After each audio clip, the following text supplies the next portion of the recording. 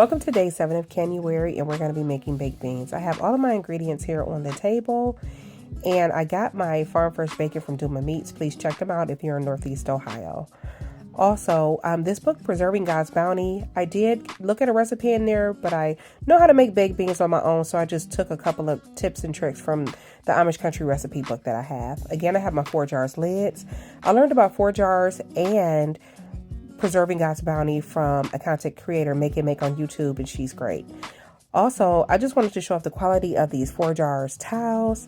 I have washed my towels several times, and the quality is still there. Like, I am thoroughly impressed.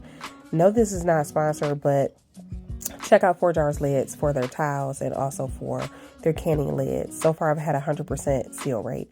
So now I am frying up my bacon in a pan so that I can render off that fat, and I put in 1 whole onion, 1 whole bell pepper diced up. I let that cook down, and then I added in 2 cans of my tomato sauce, and I used 2 cans of water as well. And then I added in a half a jar of this molasses that I have here, and some brown sugar, and some Worcestershire sauce, and some mustard as well. That's something that I traditionally use.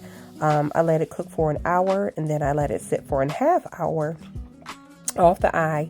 Once it had got done cooking down, I jarred up 4 quarts and 3 pints of baked beans, and once I was done jarring them up, I wiped down my rims with vinegar. I topped all of my jars up with my 4 jars lids, of course. And I had my water already going on the stove in my hot water bather, because I'm going to hot water bath these beans for 2 hours. Before I start my timer for the 2 hours, I'm going to get this water to a rolling boil.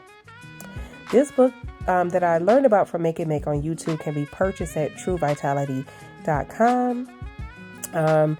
I really like this book. Some of the verbiage is different because it says to cold pack the beans for 2 hours, and for them that's hot water bathing. So I'm going to hot water bath my beans for 2 hours. Once I got this to a rolling boil, that's when I actually started my timer, and I did 2 hours. Now I have to say I'm thoroughly impressed with the finished product, because there were no mushy beans. All of my beans were intact, they were whole, everything turned out good. And I must say again that I had 100% seal rate with my 4 jars lids.